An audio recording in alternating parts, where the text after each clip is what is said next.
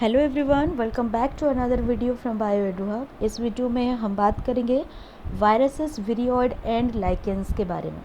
ये biological classification का last topic है। इसमें हम वायरस, विरियोइड एंड लाइकेंस के बारे में थोड़ा बहुत डिस्कशन करेंगे। उसके बाद ये चैप्टर कंप्लीट होता है और हम नेक्स्ट चैप्टर पे मूव करेंगे। तो चलिए शुरू करते हैं। सबसे पहले हम वायरस के बारे में बात करते हैं। जैसा कि आपको थोड़ा बहुत पता होगा, जैसे कि हमने 5 किंगडम क्लासिफिकेशन में भी डिस्कशन किया है। जितने भी किंगडम के बारे में हमने डिस्कशन किया, जो कि आर.एच. विटेकर ने दिया था, 5 किंगडम, राइट। जैसे कि हमने क्या देखा था, सबसे पहले हमने मोनेरा के बारे में स्टडी किया, जिसमें कि बैक्टीरिया सोल मेंबर होते थे। उसके बाद हमने स्टडी किया था प्रोटिस्टा के बारे में। फिर अगेन हमने फंगी के बारे में देखा। और 2 किंगडम कौन कौन से हैं, प्लांटी एंड एनिमेलिया, जिसके बारे में कि डिटेल में आपके एनसीईआरटी में एक अलग ही चैप्टर्स के अकॉर्डिंग दिया हुआ है, तो उसको हम अलग से डिटेल में डिस्कशन करेंगे। तो जितने भी उन्होंने ऑर्गेनिजम्स को 5 किंगडम में क्लासीफाई किया था, यहाँ पे उन्होंने वायरसेस के बारे में एक भी क्लासिफिकेशन नहीं बनाया। वो इसीलिए नहीं बनाया था क्योंकि ये जो वायरस होते हैं उनके पास कोई सेल स्ट्रक्चर प्रेजेंट नहीं होता, उनको हम ट्रूली लिविंग नहीं बोलते। उन्होंने जितने भी ऑर्गेनिज्म को क्लासिफाई किया था वो सारे के सारे लिविंग ऑर्गेनिज्म थे। और वायरस एक ऐसा ऑर्गेनिज्म है जिसे कि ट्रूली लिविंग नहीं माना जाता। और वो क्यों नहीं माना जाता? क्योंकि हमने अभी तक जितने भी लिविंग ऑर्गेनिज्म के बारे में स्टडी किया था उन सब के पास सेल स्ट्रक्चर प्रेजेंट है, राइट। सेल स्ट्रक्चर आइदर ये प्रोकैरियोटिक हो सकते थे, यूकैरियोटिक हो सकते थे। उनके पास एक पर्टिकुलर आपके सेल मेम्ब्रेन प्रेजेंट होता था, या फिर सेल वॉल प्रेजेंट होता था, न्यूक्लियस प्रेजेंट होता था, सेलुलर ऑर्गेनल्स प्रेजेंट होते थे। और उसके साथ उनके पास क्या होता था, एक मशीनरी होता था। उसके अंदर, सेल के अंदर एक मशीनरी रहता था जिसके थ्रू कि ये जो सेल है ये वर्क कर पाता था, फंक्शन कर पाता था। और उसी तरह से ऐसे बहुत सारे सेल मिलके फाइनली क्या बना देते थे, टिश्यू बना देते थे, राइट। हमारे बॉडी में बहुत सारे टिश्यू प्रेजेंट है जो कि सेल से बने हुए हैं। लेकिन वायरस एक ऐसा ऑर्गेनिज्म है जिसके पास की एक प्रॉपर सेल स्ट्रक्चर प्रेजेंट ही नहीं है। हमने सेल स्ट्रक्चर के बारे में क्या डिस्कशन किया, आइदर ये प्रोकैरियोटिक हो सकते हैं या यूकैरियोटिक हो सकते हैं। इनके पास बेसिक क्या होना चाहिए, सबसे पहली बात इनके पास एक न्यूक्लियस होना चाहिए। इनके पास, अगर ये प्रोकैरियोट हैं तो membrane bound cell organelles present नहीं होंगे। लेकिन अगर यूकैरियोटिक हैं तो इनके पास मेम्ब्रेन बाउंड सारे सेल ऑर्गेनेल प्रेजेंट होंगे। लेकिन वायरस में ऐसा कुछ भी आपको देखने को नहीं मिलेगा। इनके पास बहुत बेसिक सा कुछ रिक्वायरमेंट्स होते हैं, बहुत बेसिक चीज़ें होते हैं जिनसे ये वायरस बने हुए होते हैं। इसी वजह से इनको हम ट्रूली लिविंग नहीं बोलते। अगेन, ये जब किसी दूसरे सेल को इन्फेक्ट करते हैं, मान लो ये एक दूसरा सेल है जिस पे वायरस इन्फेक्ट किया, तब जाके ये वायरस के पास कैपेबिलिटी आ जाती है कि ये वायरस रिप्रोड्यूस कर सके, अपना नंबर इंक्रीज कर सके। जब तक ये वायरस सेल के बाहर प्रेजेंट हो, ये कभी भी रिप्रोड्यूस नहीं कर सकता। इसका आप मशीनरी स्टडी नहीं कर सकते कि ये कौन से जीन होते हैं, कौन सा डीएनए होता है, ऐसा कुछ भी पता नहीं चलेगा जब तक वायरस सेल के बाहर प्रेजेंट हो। ये तभी अपना एक्टिवनेस शो करता है जब ये किसी दूसरे सेल को इन्फेक्ट करता है। यही सब रीज़न है कि हम वायरस को ट्रूली लिविंग नहीं मानते। और क्योंकि इन्हें हम ट्रूली लिविंग नहीं मानते, तो आर.एच. विटेकर ने इसको 5 किंगडम क्लासिफिकेशन में कहीं भी मेंशन नहीं किया है। सिर्फ वायरस ही नहीं, आपने प्रायॉन्स या विरियोइड्स के बारे में भी कोई डिस्कशन नहीं देखा 5 किंगडम क्लासिफिकेशन में। प्रायॉन्स क्या होते हैं, इनके बारे में भी हम थोड़ा बहुत डिटेल में डिस्कशन करेंगे। विरियोइड्स के बारे में भी हम डिटेल में डिस्कशन करेंगे। लेकिन सबसे पहले हम वायरसेस के बारे में देखेंगे। सो वायरसेस क्या होते हैं, ये नॉन सेल्यूलर ऑर्गेनिजम्स होते हैं जो कि इनके पास क्या प्रेजेंट होता है, एक क्रिस्टलाइन स्ट्रक्चर के थ्रू ये outside of living cell present होते हैं। जैसे कि अभी हमने देखा, अगर ये वायरस सेल के बाहर प्रेजेंट है तो ये इनर्ट रहता है। इनर्ट का मतलब ये इन्फेक्शियस नहीं होता, ये अपना एक्टिविटी शो नहीं करता, इनएक्टिव फॉर्म में रहता है। अगर ये किसी सेल के अंदर, अपने होस्ट सेल के अंदर एंटर कर गया, तब जाके ये एक्टिव हो जाता है। तो ये जो इनर्ट फॉर्म में रहता है, ये कौन से फॉर्म में रहता है, ये क्रिस्टलाइन स्ट्रक्चर में ये रहता है। उसके साथ साथ ये जब भी एक किसी होस्ट सेल को, जो भी इनका पर्टिकुलर होस्ट होगा, उसको इन्फेक्ट करेंगे, इस होस्ट सेल के अंदर जो प्रोटीन सिंथेसिस का मशीनरी होगा, होस्ट सेल के अंदर डेफिनेटली राइबोसोम प्रेजेंट होगा। और ये राइबोसोम क्या कर रहे होंगे, ये राइबोसोम डेफिनेटली प्रोटीन का सिंथेसिस कर रहे होंगे। तो ये वायरस क्या करता है, जैसे ही होस्ट सेल के अंदर एंट्री करेगा, उसके पास जो जेनेटिक मटेरियल प्रेजेंट होगा इस वायरस के पास, भले वो आरएनए हो भले वो डीएनए हो, उसको वायरस अपने ये जो होस्ट सेल है उसके अंदर ट्रांसमिट कर देगा इस तरह से। उसके बाद ये डीएनए से क्या होगा, प्रोटीन का सिंथेसिस होगा। क्योंकि वायरस के पास कोई राइबोसोम प्रेजेंट नहीं होता, तो वायरस जब सेल के अंदर एंटर करता है तो सेल के पास जो राइबोसोम प्रेजेंट होगा, इसी राइबोसोम का वो यूज़ करेगा। इसीलिए जब ये होस्ट सेल के अंदर आ जाता है तब ये प्रोटीन का सिंथेसिस करने लगता है, क्योंकि खुद इसके पास तो राइबोसोम प्रेजेंट है नहीं। तो ये राइबोसोम किसका यूज़ करेगा, अगर इसको प्रोटीन का सिंथेसिस करना होगा तो डेफिनेटली ये होस्ट राइबोसोम का यूज़ करेगा। So once they infect a cell, they take over the machinery of the host cell to replicate themselves, killing the host। मतलब ये अपने आप को क्या करेंगे, रेप्लिकेट करने लगेंगे। फॉर एग्ज़ाम्पल यहाँ पे एक छोटा सा हम एग्ज़ाम्पल के साथ लेते हैं। मान लो ये एक वायरस है, ओके, ये ऐसा एक स्ट्रक्चर है इस वायरस का। ये मान लो होस्ट सेल है, इसी होस्ट सेल के अंदर ये वायरस क्या करेगा, एंट्री कर लेगा। एंट्री करने के बाद क्या करेगा, ये इसके अंदर एंजाइम्स प्रेजेंट है होस्ट सेल के अंदर। होस्ट सेल के अंदर और क्या प्रेजेंट है, राइबोसोम्स प्रेजेंट है। और ये राइबोसोम का यूज़ करके ये वायरस क्या करता है, अपने लिए प्रोटीन का भी सिंथेसिस कर लेता है। अब इसको प्रोटीन मिल गया तो ये क्या काम करेगा, ये वायरस का जो डीएनए यहाँ पे प्रेजेंट है, ये डीएनए खुद को क्या कर लेगा, रेप्लिकेट कर लेगा। रेप्लिकेट करने के बाद एग्जैक्ट सेम कॉपी, जैसा यहाँ पे वायरस दिख रहा है उसी तरह का अपने आप को ये बहुत सारे नंबर यहाँ पे बना देगा। और बहुत सारे, जैसे ही वायरस इस होस्ट सेल के अंदर आ गया, फाइनली ये होस्ट सेल को क्या कर देंगे, रप्चर कर देंगे। रप्चर करने के बाद ये कहाँ आ जाएंगे, ये बाहर आ जाएंगे। और बाहर आने के बाद ये फर्दर दूसरे होस्ट सेल, दूसरे किसी सिमिलर होस्ट सेल को अगेन ये इन्फेक्ट करने लग जाएंगे। तो ये होता है वायरसेस का एक सिंपल मशीनरी। ओके, ये क्या कर रहे हैं, होस्ट सेल को किल कर रहे हैं। मोस्ट ऑफ द टाइम किल करते हैं, और कभी कभी ये किल नहीं भी करते। उसके बारे में डिटेल में प्रोसेसेस बहुत सारे प्रेजेंट हैं जो कि आपके सिलेबस के बियॉन्ड है। तो अभी आप इतना याद रखो कि कुछ वायरस ऐसे होते हैं जो कि होस्ट सेल को किल करके बाहर आ जाते हैं, और कुछ वायरस ऐसे भी होते हैं जो कि होस्ट सेल को किल नहीं करते। ओके, नेक्स्ट और कुछ पॉइंट्स के बारे में डिस्कशन करते हैं। वायरस का मतलब क्या होता है, वायरस का मतलब वेनम होता है और पॉइजनस फ्लूइड। ये जो वायरस नाम दिया गया था, वायरस का मतलब क्या है, पॉइजनस फ्लूइड या फिर वेनम। और ये नाम किन्होंने दिया था, दिमित्री इवानोस्की ने दिया था 1892 में, ये नाम दिया गया था। ये कैसे होते हैं, ऑब्लिगेट पैरासाइट होते हैं। जैसे कि हमने जब फंगी के बारे में डिस्कशन किया था तो मैंने पैरासाइट के बारे में आपको कुछ चीज़ें बताई थी। जो पैरासाइट्स होते हैं वो कैसे हो सकते हैं, आइदर ये ऑब्लिगेट होते हैं या फिर ये फैकल्टेटिव होते हैं। ऑब्लिगेट का मतलब क्या होता है, ऐसे पैरासाइट या ऐसे इंडिविजुअल जो कि किसी दूसरे इंडिविजुअल के एसोसिएशन में अगर नहीं रहेगा तो वो डेड होगा। मतलब ऑब्लिगेट, ज़रूरी है उसको किसी दूसरे इंडिविजुअल के साथ रहना, ऑब्लिगेट रिलेशनशिप। ओके, उसी तरह से एक और क्या होता है, फैकल्टेटिव।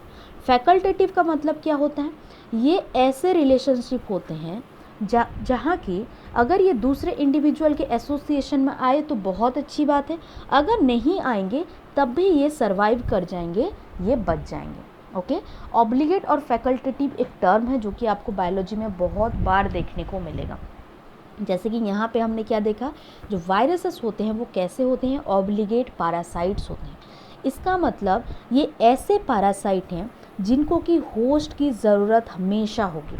अगर होस्ट प्रेजेंट नहीं है तो हमने क्या देखा था, अगर ये होस्ट बॉडी में प्रेजेंट नहीं है तो ये नॉन लिविंग कहलाते हैं, क्योंकि इनके पास खुद का कोई भी सेलुलर मशीनरी प्रेजेंट नहीं है जिसका कि यूज़ करके ये मेटाबॉलिज्म शो कर सके। और हमने क्या डिस्कशन किया था द लिविंग वर्ल्ड में, कि जितने भी लिविंग ऑर्गेनिजम्स होते हैं वो सारे के सारे मेटाबॉलिज्म डेफिनेटली शो कर रहे होंगे, राइट। और ये जो वायरसेस होते हैं ये जब भी होस्ट सेल के बाहर प्रेजेंट होते हैं कोई मेटाबॉलिज्म शो नहीं करते, क्योंकि उनके पास प्रोटीन का कोई मशीनरी प्रेजेंट ही नहीं है उनके बॉडी में। जैसे ये होस्ट सेल के अंदर एंटर करते हैं, जितने भी प्रोटीन सिंथेसिस का मशीनरी होना होगा सारा हो जाएगा, और इनको हम क्या कंसिडर करते हैं, लिविंग कंसिडर करते हैं। ये जो वायरसेस होते हैं ये बैक्टीरिया से स्मॉल होते हैं। ये किससे पास कर जाते हैं, बैक्टीरियल फिल्टर पेपर से। फिल्टर पेपर का मतलब क्या है, एक छोटा सा टिश्यू पेपर तो आपने देखा होगा, टिश्यू पेपर की तरह ही फिल्टर पेपर होता है, जबकि उसके जो पोर्स होंगे उस पर्टिकुलर पेपर का वो काफ़ी स्मॉल होता है, जिससे कि बैक्टीरिया पास नहीं कर सकते। लेकिन ये जो वायरसेस होते हैं बैक्टीरियल फिल्टर पेपर के थ्रू भी ये पास कर सकते हैं। इसका मतलब क्या है कि ये बैक्टीरिया से छोटे होंगे। इनको सबसे पहले कैसे रिकॉग्नाइज़ किया गया था, इनको टोबैको में एक डिज़ीज़ होता है जिसे बोला जाता है mosaic disease. Okay, mosaic disease होता है टोबैको में। उसी से जब टोबैको में मोज़ेक डिज़ीज़ को नोटिस किया गया, उसका जो टोबैको से जो फ्लूइड लिया गया और ये एक्सपेरिमेंट किया गया कि कौन सा ऐसा ऑर्गेनिज्म है जो कि इस पर्टिकुलर डिज़ीज़ को कॉज कर रहा है, तब जाके हमें पता चला कि ये वायरसेस होते हैं। ये ऐसे माइक्रोब्स हैं जो कि सेल के बाहर इनर्ट रहते हैं, और जैसे ही होस्ट सेल के अंदर ये एंटर कर जाते हैं ये एक्टिव हो जाते हैं। तो सबसे पहले इनको रिकॉग्नाइज़ कहाँ से किया गया था, मोज़ेक डिजीज़ ऑफ टोबैको से रिकॉग्नाइज़ किया गया था। कुछ साइंटिस्ट थे जिन्होंने कि वायरसेस के बारे में और भी डिटेल में स्टडी किया था। For example M.W. बेजर्निक, इन्होंने 1898 में टोबैको मोज़ाइक वायरस, ये TM भी बोला जाता है इसे, टोबैको मोज़ाइक वायरस। तो मान लो ये टोबैको प्लांट है, ओके। अब मान लो टोबैको प्लांट को टोबैको मोज़ाइक वायरस ने इन्फेक्ट करके रखा है, तो इस प्लांट के अंदर जितने भी ऑर्गन्स होंगे या फिर लीफ होंगे, जो भी होंगे, उन सारे में क्या होगा, वायरस इन्फेक्टेड है। तो ये जो वायरस इन्फेक्टेड है तो वायरस के कुछ पार्टिकल भी यहाँ पे मिलेंगे, राइट। तो M.W. बेजर्निक ने क्या किया था, ये जो प्लांट है, इस टोबैको प्लांट जो कि इन्फेक्टेड है, इससे एक फ्लूइड इन्होंने एक्सट्रैक्ट किया। और ये फ्लूइड क्या हुआ, अब जो फ्लूइड इन्होंने एक्सट्रैक्ट किया उसमें डेफिनेटली TM भी प्रेजेंट होगा, टोबैको मोज़ाइक वायरस प्रेजेंट होगा। तो उन्होंने क्या किया, ये जो फ्लूइड इन्होंने एक्सट्रैक्ट किया उसको एक हेल्दी प्लांट में इंट्रोड्यूस कर दिया। एक्सपेरिमेंट कर रहे थे, इन्होंने हेल्दी प्लांट में इसको इंट्रोड्यूस कर दिया। इंट्रोडक्शन करने के बाद इन्होंने क्या देखा कि ये जो हेल्दी प्लांट है इसको भी क्या हो गया है, मोज़ेक डिजीज़ हो गया है। तो उन्होंने क्या बोला कि जो फ्लूइड हमने एक इन्फेक्टेड प्लांट से एक्सट्रैक्ट किया था उसको जब हम एक हेल्दी प्लांट में इंट्रोड्यूस कर रहे हैं, इंट्रोड्यूस करने के बाद ये जो हेल्दी प्लांट है ये भी इन्फेक्टेड हो रहा है। और उस फ्लूइड को उन्होंने क्या नाम दिया था, कॉन्टेजियम वाइवम फ्लूइडम। उसका मतलब क्या है, इन्फेक्शियस लिविंग फ्लूइड। कॉन्टेजियम का मतलब इन्फेक्शियस, फ्लूइड का मतलब क्या है, फ्लूइडम का मतलब फ्लूइड हो गया, वाइवम का मतलब लिविंग, ओके। नेक्स्ट एक और साइंटिस्ट आए थे, M.W. स्टैनली। इन्होंने 1935 में वायरस को क्रिस्टलाइज किया था, ओके। वायरस को क्रिस्टलाइज करने के बाद उन्होंने क्या देखा, वायरस के स्ट्रक्चर के बारे में उन्होंने स्टडी किया था। जैसे कि जब उन्होंने वायरस को क्रिस्टलाइज किया, मतलब इसको उन्होंने इसका क्रिस्टल बनाया, क्रिस्टल बनाने के बाद उन्होंने क्या नोटिस किया कि इसका जो आउटर कवरिंग होता है ये किससे बना हुआ होता है, मोस्टली प्रोटीन से ये बना हुआ होता है, ओके। ये जो क्रिस्टल्स उन्हें मिला क्रिस्टलाइजेशन के बाद, उन्होंने क्या देखा कि ये वायरस जो होते हैं मोस्टली उनके आउटर सरफेस प्रोटीनेशियस होता है, और ये जो प्रोटीन्स होते हैं ये स्पेसिफिक होस्ट सेल के बाहर कैसे होते हैं, इनर्ट होते हैं। जैसे कि हमने पिछले स्लाइड्स में भी देखा था कि जो वायरस जब किसी होस्ट सेल के अंदर इन्फेक्ट करता है तब जाके ये कैसा हो जाता है, एक्टिव हो जाता है, और जब तक ये बाहर प्रेजेंट होता है ये इनर्ट फॉर्म में प्रेजेंट होता है। इसको M.W. स्टैनली ने 1935 में स्टडी किया था। उसके बाद बात करते हैं स्ट्रक्चर के बारे में, वायरस का स्ट्रक्चर किस तरह से होता है। हमने अभी देखा कि यहाँ पे जितने भी ऑर्गेनेल्स के बारे में आपने सेल चैप्टर में पढ़ के रखा है, for example ribosome, mitochondria, Golgi apparatus, ये ऑर्गेनिज्म आपको यहाँ पे देखने को नहीं मिलेंगे। वायरस एक बहुत ही सिंपल स्ट्रक्चर होता है। सो ये जो वायरस है, M.W. स्टैनली ने जब क्रिस्टलाइजेशन किया था तब उन्होंने क्या बताया था कि जो वायरस होते हैं वो मोस्टली प्रोटीन से बने हुए होते हैं, राइट। तो यहाँ पे सबसे पहले स्ट्रक्चर के बारे में हमें क्या पता चला कि इनके पास एक प्रोटीनेशियस आउटर कवरिंग प्रेजेंट होता है। इनके पास जो जेनेटिक मटेरियल होता है वो DNA भी हो सकता है और RNA भी हो सकता है। ये चीज़ आपको ध्यान रखना है कि जेनेटिक मटेरियल दोनों होते हैं, डीएनए भी होता है जेनेटिक मटेरियल एंड आरएनए भी होता है, लेकिन एक ऑर्गेनिज्म के पास आइदर डीएनए प्रेजेंट होगा या फिर आरएनए प्रेजेंट होगा। फॉर एग्जाम्पल आपको वायरस में आइदर डीएनए कंटेनिंग वायरस भी देखने को मिलेंगे एंड आरएनए कंटेनिंग वायरस भी देखने को मिलेंगे, लेकिन एक वायरस के अंदर बोथ डीएनए एंड आरएनए आपको देखने को नहीं मिलेंगे। ये चीज़ आपको ध्यान में रखना है। Okay, as a genetic material देखने को नहीं मिलेंगे, वो अलग अलग फॉर्म में both DNA and RNA cell के अंदर प्रेजेंट हो सकते हैं, लेकिन इन दोनों में से एक पर्टिकुलर सेल में जेनेटिक मटेरियल की तरह कोई एक ही आपको काम करता हुआ देखने को मिलेगा, आइदर वो डीएनए हो सकता है या फिर वो आरएनए हो सकता है। सो वायरस के पास क्या प्रेजेंट है, एक तो जेनेटिक मटेरियल प्रेजेंट है जिसे कि हम क्या बोलते हैं, जनरली न्यूक्लिक एसिड बोलते हैं, राइट, न्यूक्लिक एसिड बोलते हैं। तो इनके पास क्या प्रेजेंट है, एक तो न्यूक्लिक एसिड प्रेजेंट है और दूसरा इनके पास क्या प्रेजेंट है, प्रोटीन प्रेजेंट है जो कि इनके आउटर सरफेस पे प्रेजेंट है।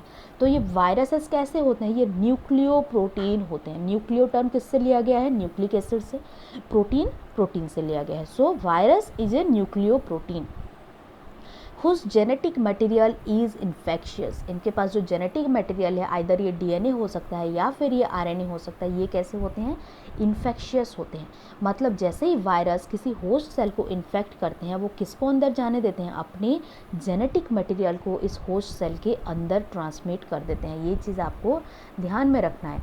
मतलब अगर ये मान लो वायरस है जिसके पास के DNA as a genetic material present है, तो ये वायरस जैसे ही इस होस्ट सेल को इन्फेक्ट करेगा, ये अपना जो डीएनए मॉलिक्यूल है इसको क्या करेगा, वायरस होस्ट सेल के अंदर ये ट्रांसमिट कर देगा। उसके बाद ये जो वायरसेस होते हैं इनके पास हमने क्या देखा, प्रोटीन कोट होता है, प्रोटीन कवरिंग होता है, इसको हम क्या बोल देते हैं, कैप्सिड बोल देते हैं। ओके, प्रोटीन कोट को हम कैप्सिड बोल देते हैं, जो कि बहुत सारे छोटे छोटे यूनिट्स जिसे कि कैप्सोमियर्स बोला जाता है उससे बना हुआ होता है। फॉर एग्जाम्पल अगर ये मान लेते हैं इसका आउटर कवरिंग है एक वायरस का, ये मैं क्या बना रही हूँ, एक छोटे छोटे जो सर्कुलर या ओवल फॉर्म में दिख रहा है आपको, ये एक एक कैप्सोमियर्स है, और ये कैप्सोमियर टोटल मिला के हम क्या बोल देते हैं, इन्हें कैप्सिड बोल देते हैं। सो इसके अंदर क्या प्रेजेंट होगा, वायरस का जो जेनेटिक मटेरियल है वो प्रेजेंट होगा। अगर इसको हम सेल मानते हैं या फिर ये से हम वायरस मानते हैं, तो इस वायरस के ऊपर इस तरह से क्या प्रेजेंट है, कैप्सोमियर्स बहुत सारे प्रेजेंट हैं, और इसके अंदर क्या प्रेजेंट होगा, इस वायरस का जेनेटिक मटेरियल प्रेजेंट होगा। ये जो हेलिकल ये जो कैप्सोमियर्स होते हैं वो एक फॉर्म में अरेंज्ड होते हैं, आइदर ये हेलिकल फॉर्म में अरेंज्ड होंगे, जैसे कि हमने डीएनए का हेलिकल स्ट्रक्चर देखा था, वो किस तरह का था, कुछ इस तरह का यहाँ पे हमने देखा था। तो इस तरह से ये हेलिकल फॉर्म में अरेंज हो सकते हैं, या फिर ये जो प्रोटीन्स हैं या फिर ये जो कैप्सोमियर्स हैं वो पॉलीहेड्रल फॉर्म में अरेंज हो सकते हैं, या फिर ये ज्योमेट्रिक फॉर्म में अरेंज हो सकते हैं। अलग अलग वायरस के अलग अलग शेप होते हैं, अलग अलग साइज़ होते हैं, और अलग अलग तरीके से जो कैप्सोमियर्स हैं ये अरेंज्ड होता है। आपके एनसीईआरटी में 2 एग्जाम्पल्स दिए हुए हैं वायरसेस का। सबसे पहला एग्जाम्पल ये क्या है, टोबैको मोज़ेक वायरस का एग्जाम्पल है, जो कि क्या काम करता है, ये tobacco mosaic virus mosaic disease cause करता है टोबैको प्लांट में। ओके, टोबैको प्लांट में ये मोज़ेक डिजीज़ कॉज करता है। और सेकंड क्या है, बैक्टीरियोफाज। बैक्टीरियोफाज किसका नाम है, एक वायरस का नाम है, जो कि किसे इन्फेक्ट करता है, ये इन्फेक्ट करता है बैक्टीरिया को। ये चीज़ आपको ध्यान में रखना है। बैक्टीरियोफाज एक ऐसा वायरस है जो कि बैक्टीरियाज को इन्फेक्ट करता है। टोबैको मोज़ेक वायरस किसे इन्फेक्ट करता है, टोबैको प्लांट को ये इन्फेक्ट करता है। यहाँ पे टोबैको मोज़ेक वायरस में आपको इसका स्ट्रक्चर डिटेल में थोड़ा बहुत समझ में आएगा। यहाँ पे एक जो छोटे छोटे यूनिट्स हैं इसको क्या बोल रहे हैं हम, टोटल होल मिला के इसके सरफेस को कैप्सिड बोल रहे हैं, और एक एक यहाँ पे जो यूनिट्स प्रेजेंट है इसे हम क्या बोल देते हैं, कैप्सोमियर्स बोल देते हैं। इसके पास देखो एक जेनेटिक मटेरियल है जो कि आरएनए है। Okay, RNA as a genetic material, ये आगे भी इस तरह से कंटिन्यू होगा, इसने बीच में से कट करके आपको दिखाने का कोशिश किया। उसी तरह से बैक्टीरियोफाज का स्ट्रक्चर देखो, ये टोटली अलग है टीएमवी से।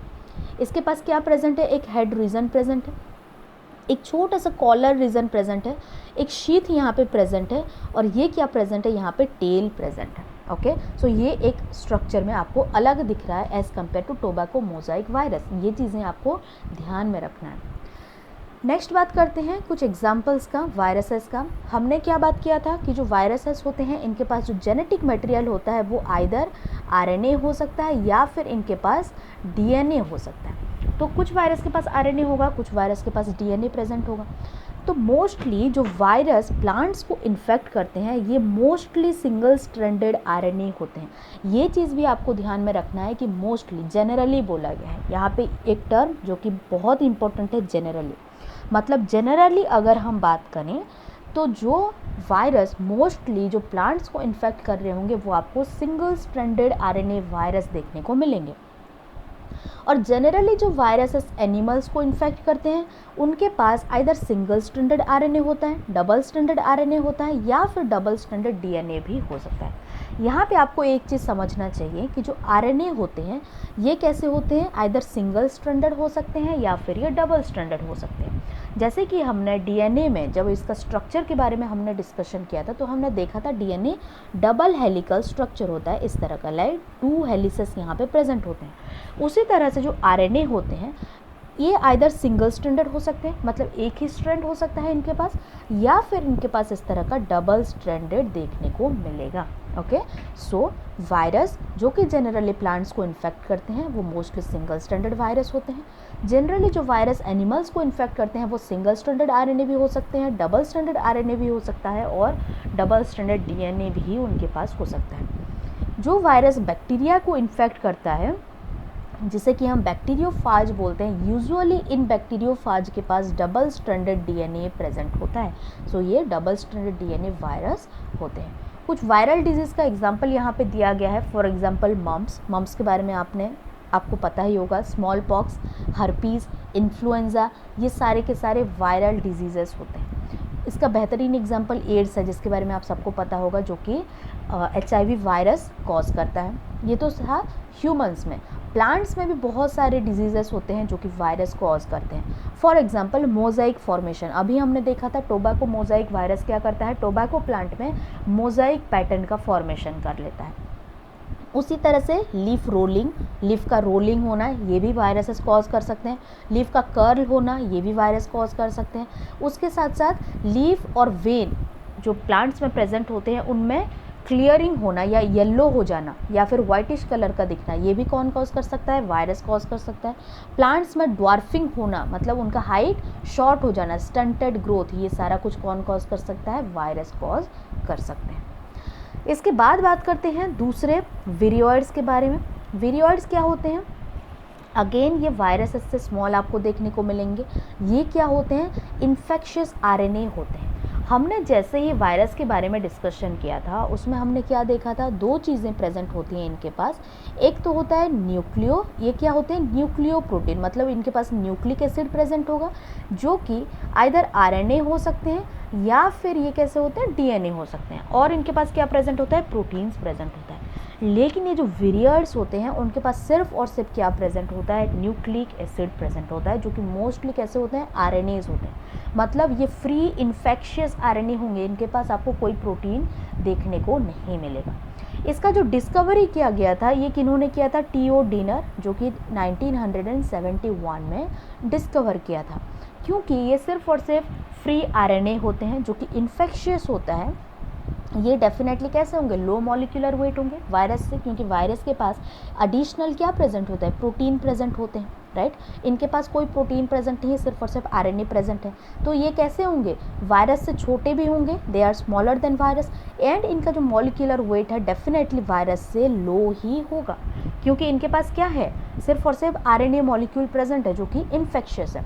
इनके पास प्रोटीन कोट नहीं होगा, डेफिनेटली नहीं है इनके पास प्रोटीन कोट। इसका एक एग्जांपल यहाँ पे दिया हुआ है, विरियोइड, जो कि एक डिजीज़ कॉज करते हैं, पोटैटो स्पिंडल ट्यूबर डिजीज़। ये एक डिजीज़ का नाम है। ये चीज़ें आपको ध्यान में रखना है कि कौन सा वायरस या वायरस कौन कौन से डिजीज़ कॉज करते हैं, विरियोइड कौन से डिजीज़ कॉज करते हैं और प्रायॉन्स कौन से डिजीज़ कॉज करते हैं। नेक्स्ट बात करते हैं प्रायॉन्स के बारे में।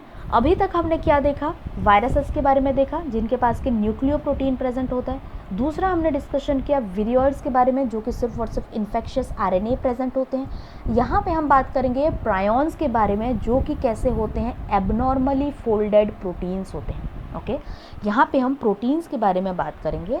जैसे कि आपको एक बेसिक आइडिया होगा, प्रोटीन सिंथेसिस कहाँ होता है, राइबोसोम के अंदर होता है। और हम जानते हैं राइबोसोम के अंदर जैसे ही प्रोटीन का फॉर्मेशन होता है, ये कौन सा स्ट्रक्चर होता है प्रोटीन का, ये प्राइमरी स्ट्रक्चर ऑफ प्रोटीन होता है, राइट। प्राइमरी स्ट्रक्चर में आपने पढ़ा होगा कि जो एमिनो एसिड्स होते हैं ये आपस में पेप्टाइड बॉन्ड के थ्रू इस तरह से लिंक होते हैं। इसके बाद क्या होता है, ये प्राइमरी स्ट्रक्चर कभी फंक्शनल नहीं होता, हम जानते हैं। अगेन इनमें क्या होता है, फोल्डिंग्स होते हैं, इनमें बॉन्ड्स बनते हैं, और फोल्डिंग होने के बाद ये जो स्ट्रक्चर है, प्राइमरी स्ट्रक्चर है, ये फर्दर किस में कन्वर्ट होता है, सेकेंडरी स्ट्रक्चर में कन्वर्ट होगा, टर्शियरी स्ट्रक्चर में कन्वर्ट होगा, और तब जाके ये कैसे हो जाएंगे, फंक्शनल हो जाएंगे। ये प्रायॉन्स में क्या होते हैं, ये जो प्रोटीन्स होते हैं, प्रोटीन फोल्डिंग होने के दौरान क्या होगा, जब यहाँ पे एक पर्टिकुलर जगह पे फोल्डिंग होना चाहिए, वहाँ पे एबनॉर्मल फोल्डिंग हो जाएगा। मतलब यहाँ पे जो फोल्डिंग होना चाहिए एग्जैक्ट फोल्डिंग नहीं होकर कुछ एबनॉर्मल फोल्डिंग्स हो जाएंगे।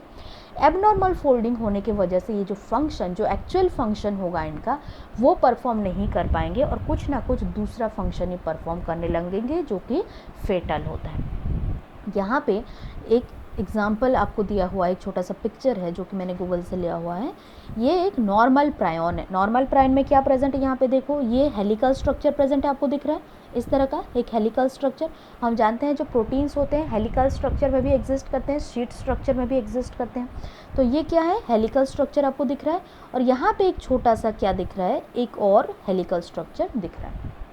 ये नॉर्मल प्रायन है, ये कोई इन्फेक्शन कॉज नहीं करेगा। लेकिन इनमें अगर मान लो फोल्डिंग के दौरान कुछ मिस फोल्डिंग्स हो गया, तो ये क्या हो जाएगा, डिजीज्ड प्रायन हो जाएगा। यहाँ पे आप देख सकते हैं कि जो प्रोटीन है, जो एक बार फोल्ड हो रहा था यहाँ पे एक स्ट्रक्चर, ये बार बार यहाँ पे फोल्डिंग हुआ है, राइट। और इसी एबनॉर्मल फोल्डिंग के वजह से ये प्रोटीन कैसे हो जाएंगे, ये हो जाएंगे एबनॉर्मल प्रोटीन, जिन्हें कि हम क्या बोल देते हैं, प्रायॉन्स बोल देते हैं। और ये फाइनली कोई ना कोई डिजीज़ कॉज कर रहे होंगे। ये कैसे डिजीज़ कॉज करते हैं, एक डिजीज़ है यहाँ पे बोवाइन स्पॉन्जिफॉर्म एनसेफेलोपैथी, इसको हम क्या बोलते हैं, BSE, और सिंपली हम इसे जनरली मैड काउ डिजीज़ भी बोलते हैं। ये जो डिजीज़ है प्रायॉन कॉज करता है, जनरली ये कैटल्स में कॉज होता है। ओके, कैटल्स जैसे कि आपने काउज़ देखे होंगे, बफलोज़ देखे होंगे, उनमें मोस्टली काउ में ये डिजीज़ आपको देखने को मिलेगा। इसमें क्या होता है, एक प्रायॉन होता है, एक एबनॉर्मली फोल्डेड प्रोटीन होता है, जो कि क्या करता है, एनसेफेलोपैथी करता है। एनसेफेलोपैथी का मतलब आपका जो ब्रेन का हिस्सा है वो थोड़ा सा यहाँ पे इन्फ्लेमेशन होना स्टार्ट हो जाएगा, यहाँ पे फ्लूइड का एक्यूमुलेशन होना स्टार्ट हो जाएगा, जिसकी वजह से कि एक पर्टिकुलर काउ जिसमें कि ये प्रायॉन इन्फेक्ट कर रहा है, या फिर ये जो एबनॉर्मली प्रोटीन फोल्ड हो रहा है उसके अंदर प्रायॉन का डिजीज़, ये मैड काउ डिजीज़ स्टार्ट हो गया है, तो वो क्या होगा, सबसे पहले उस पर्टिकुलर काउ में आपको जो मूवमेंट है वो थोड़ा सा लिमिटेड नज़र आएगा, बहुत कम मूवमेंट करने लगते हैं। और बाद में ये क्या होने लगता है, ये बहुत ज़्यादा मैडनेस आ जाता है इनमें। ओके, बहुत ज़्यादा ये लोग भागने दौड़ने लगते हैं, तो इसी वजह से इसका जो नाम दिया गया है मैड काउ डिजीज़ दिया गया है। उसके बाद ये डिज़ीज़, ये जो मैड काउ डिजीज़ है या फिर बोवाइन स्पॉन्जिफॉर्म एनसेफेलोपैथी, अगर किसी काउ को ये पर्टिकुलर डिजीज़ हुआ है और इसका अगर आप बीफ कंज्यूम कर रहा है कोई इंसान, तो उस पर्टिकुलर इंडिविजुअल को भी ये प्रायॉन ट्रांसफ़र होने का चांसेस है। अगर वो पर्टिकुलर प्रायॉन जो कि पहले उस काउ में प्रेजेंट था और उसके बीफ कंज्यूम करने की वजह से एक ह्यूमन में आ गया है, तो ह्यूमन में उस डिज़ीज़ का नाम क्या दिया गया है, CV जैकब सिंड्रोम दिया गया। उसी सेम डिजीज़, सेम प्रायॉन ही कॉज करता है, लेकिन ये तभी ह्यूमन में आएगा जब ह्यूमन क्या करेगा, बीफ कंज्यूम करेगा जिस पर्टिकुलर काउ के पास ये डिज़ीज़ अगर हुआ होगा तो। सो ये था प्रायॉन्स के बारे में। दूसरा हम बात करेंगे लाइकेंस। लाइकेंस के बारे में थोड़ा बहुत हमने डिस्कशन किया था फंगी में। जैसे कि आपको पता है लाइकेंस क्या होते हैं, ये सिम्बायोटिक एसोसिएशन होता है फंगी एंड एल्गी का। वहाँ पे भी हमने देखा था जो फंगी होते हैं उनके पास हाइफी प्रेजेंट होता है। ये क्या होते हैं, ऑटोट्रॉफिक नेचर शो नहीं करते, ये हेटेरोट्रॉप्स होते हैं। तो फंगी को हम क्या बोलते हैं, माइकोबायोन्ट बोलते हैं। ये खुद कैसे हैं, हेटेरोट्रॉप्स हैं। एल्गी, इनके पास क्लोरोफिल ए प्रेजेंट है, ये फोटोसिंथेसिस कर सकते हैं, इसीलिए इनको हम क्या बोल देते हैं, फाइकोबायोन्ट बोल देते हैं, जो कि ऑटोट्रॉफिक नेचर शो करते हैं। जब एक फंगी एंड एल्गी आपस में एक एसोसिएशन शो करते हैं, उससे हम सिम्बायोटिक एसोसिएशन अगर ये शो कर रहे हैं, तो हम उन्हें क्या बोल देते हैं, लाइकेंस बोल देते हैं। इनमें क्या होगा, एल्गी क्या करता है, फूड सिंथेसिस करता है या फोटोसिंथेसिस करता है। फंगी क्या काम करता है, जो भी न्यूट्रिएंट प्रेजेंट होगा सॉइल में उन सबको ये एब्जॉर्ब करेगा और एब्जॉर्ब करने के बाद ये एल्गी को प्रोवाइड करेगा। उसके बाद एल्गी क्या करेगा, उन न्यूट्रिएंट्स का यूज़ करके फोटोसिंथेसिस करने लग जाएगा। ये जो लाइकेंस होते हैं ये गुड पोल्यूशन इंडिकेटर्स होते हैं। ये उस जगह पे बिल्कुल भी ग्रो नहीं करेंगे जो पॉल्यूटेड एरियाज़ होगा। मतलब आप ये बोल सकते हैं कि जिस पर्टिकुलर एरिया में लाइकेंस प्रेजेंट हैं ये जनरली लेस पोल्यूटेड एरियाज़ होते हैं। सो ये था कुछ पॉइंट्स जो कि आपके बायोलॉजिकल क्लासिफिकेशन के लास्ट में सारा कुछ दिया गया था। ओके, होप कि आप लोगों को ये समझ में आ गया होगा। आप लोगों को ये सारी चीज़ें याद रखना है, कौन से साइंटिस्ट ने क्या बोला था। ये सारे पॉइंट्स आपको अच्छे से याद हो जाने चाहिए सो दैट कि आपके एग्ज़ाम्स में बहुत सारे क्वेश्चंस आते रहते हैं। मोस्टली नीट में बहुत बार पूछा जाता है इन पर्टिकुलर चैप्टर से या फिर इस पर्टिकुलर टॉपिक से भी काफ़ी सारे क्वेश्चन बन जाते हैं। सो नेक्स्ट वीडियो में हम एक दूसरे चैप्टर से शुरुआत करेंगे। So thank you very much for watching this lecture और तब तक के लिए स्टे ट्यून्ड।